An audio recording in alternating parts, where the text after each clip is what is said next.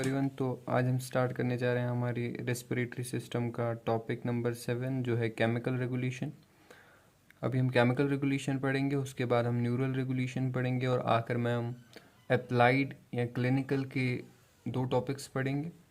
ठीक, तो स्टार्ट करते हैं केमिकल रेगुलेशन से। देखिए, केमिकल रेगुलेशन होती है किन की मदद से? कीमो रिसेप्टर्स की मदद से। वही हमने कहा कि chemical regulation occurs by virtue of chemo receptors. अब आप पूछोगे कि ये कीमो रिसेप्टर्स क्या होते हैं? ये कीमो रिसेप्टर्स होते हैं सेंसरी नर्व एंडिंग्स। ठीक, सेंसरी नर्व एंडिंग्स जो स्टिमुलेट होते हैं बाय ऑक्सीजन, कार्बन डाइऑक्साइड या H+ आयन चेंजेस। हमने क्या कहा? हमने कहा केमिकल रेगुलेशन होती है by virtue of chemo receptors.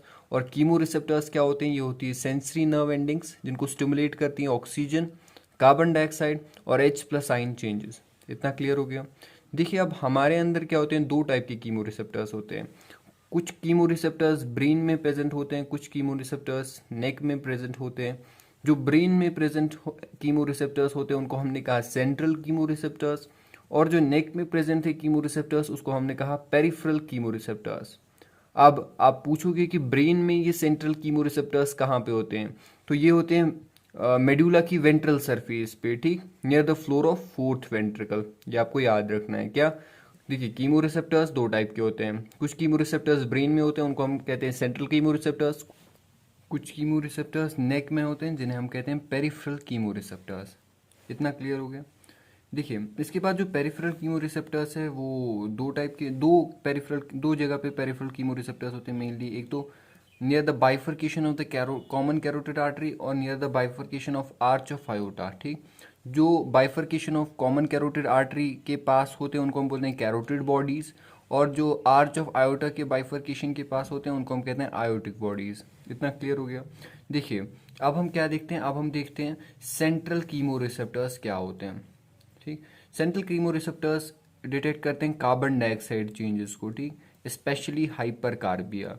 तो अगर आपसे कोई पूछे कि बताओ what is the stimulus for activation of central chemo receptors, it is carbon dioxide changes. Okay, इसके बाद देखिए, इसके बाद हम देखते हैं एक्शन सेंट्रल कीमो रिसेप्टर्स कैसे काम करते हैं। तो जो सेंट्रल कीमो रिसेप्टर्स होते हैं कहाँ पे प्रेजेंट होते हैं? ब्रेन में प्रेजेंट होते हैं। तो ब्रेन में प्रेजेंट होते हैं, मान लीजिए ब्लड वेसल है, ये ब्लड ब्रेन बैरियर है और ये ब्रेन का टिश्यू है। ठीक, जब कार्बन डाइऑक्साइड इंक्रीज होता है किसमें? ब्लड में। ठीक, और इसी के साथ साथ H+ भी इंक्रीज होता है। तो इस केस में क्या होता है? देखिए, कार्बन डाइऑक्साइड तो ब्लड ब्रेन बैरियर को क्रॉस करता है, पर H+ जो है ये ब्लड ब्रेन बैरियर को क्रॉस नहीं कर पाता। अंदर क्या होता है? ये कार्बन डाइऑक्साइड वाटर के साथ कंबाइन करके बाइकार्बोनेट बनाता है जो टूटता है H+ और HCO3- में। ये जो H+ है ये स्टिमुलेट करता है सेंट्रल कीमो रिसेप्टर्स को, और देयर बाय स्टिमुलेट जो करते हैं फिर उसके बाद DRG को। ठीक, आप समझ गए क्या होता है? क्या होता है? जब कार्बन डाइऑक्साइड इंक्रीज होता है ब्लड में, ये ब्लड ब्रेन बैरियर को क्रॉस करता है, अंदर वाटर के साथ कंबाइन करके बाइकार्बोनेट बनाता है जो टूटता है H+ और HCO3- में। ये जो H+ है ये फिर फाइनली स्टिमुलेट करता है सेंट्रल कीमो रिसेप्टर्स को, और जो उसके बाद स्टिमुलेट करते हैं DRG को। DRG क्या होता है ये हम इसके बाद वाले टॉपिक में पढ़ेंगे। ठीक, तो अगर आपसे पूछा जाए तो बताओ सेंट्रल कीमो रिसेप्टर्स के लिए मोस्ट पोटेंट स्टिमुलस क्या है? तो स्टिमुलस है कार्बन डाइऑक्साइड का इंक्रीज होना। अगर आपसे पूछा जाए कि सेंट्रल कीमो रिसेप्टर्स को डायरेक्टली कौन स्टिमुलेट करता है, तो डायरेक्टली उनको स्टिमुलेट करता है कौन? H+ ion. इतना क्लियर हो गया? देखिए, इसके बाद है peripheral chemo receptors. Peripheral chemo receptors neck में प्रेजेंट होते हैं। ठीक, इसमें आते हैं कैरोटिड बॉडीज और आयोटिक बॉडीज। ठीक, इसके बाद देखिए क्या होता है? जो सेंट्रल कीमो रिसेप्टर्स थे उनके लिए मोस्ट पोटेंट स्टिमुलस क्या था? हाइपरकार्बिया या कार्बन डाइऑक्साइड चेंजेस। जो पेरिफेरल कीमो रिसेप्टर्स है इसके लिए जो मोस्ट पोटेंट स्टिमुलस होता है वो होता है हाइपोक्सिया। एक तो आपको ये चीज़ याद रखना है। इसके बाद आपको याद रखना है, देखिए ये जो कैरोटिड और आयोटिक बॉडीज होते हैं इनमें कुछ सेल्स होती है जिनको हम कहते हैं ग्लोमस सेल्स। इन्हीं ग्लोमस सेल को हम क्या कहते हैं? Oxygen sensors. ऑक्सीजन सेंसर्स भी कहते हैं।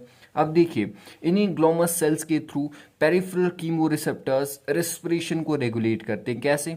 देखिए, ये ग्लोमस सेल है, इस ग्लोमस सेल में एक नॉर्मली वर्किंग एक चैनल है, normal oxygen sensitive potassium channel. क्या होता है? जब हाइपोक्सिया हो जाता है, देखिए आपको क्या याद रखना है, जब हाइपोक्सिया हो जाता है तो ये जो ऑक्सीजन सेंसिटिव पोटेशियम चैनल है ये इनहिबिट हो जाती है, हो गया हाइपोक्सिया, ये oxygen sensitive potassium channel inhibit हो गई। तो इसका काम था पोटेशियम को बाहर फेंकना। अब पोटेशियम बाहर नहीं जा रहा तो पोटेशियम सेल के अंदर एक्युमुलेट हो रहा, सेल के अंदर एक्युमुलेट होगा तो बताओ क्या डीपोलराइजेशन होगा। सबसे पहले क्या होता है, हाइपोक्सिया से ये चैनल इनहिबिट होती है, इस चैनल के इनहिबिट होने के कारण सेल के अंदर डीपोलराइजेशन हो जाता है, और जो ही सेल के अंदर डीपोलराइजेशन हो जाता है एक और टाइप की चैनल, कैल्शियम चैनल ओपन होती है, जिसके कारण कैल्शियम सेल के अंदर आ जाता है। कैल्शियम के सेल के अंदर आने के बाद ये कैल्शियम डोपामीन वेसिकल से डोपामीन रिलीज करवाती है, जो फिर डीआरजी को स्टिमुलेट करता है। ठीक, कैल्शियम के सेल के बाहर आते ही ये कैल्शियम क्या करता है, डोपामीन वेसिकल से डोपामीन रिलीज करवाता है, जो डीआरजी को स्टिमुलेट कराते हैं। ठीक, समझ आया पेरिफेरल कीमोरिसेप्टर्स में क्या होता है?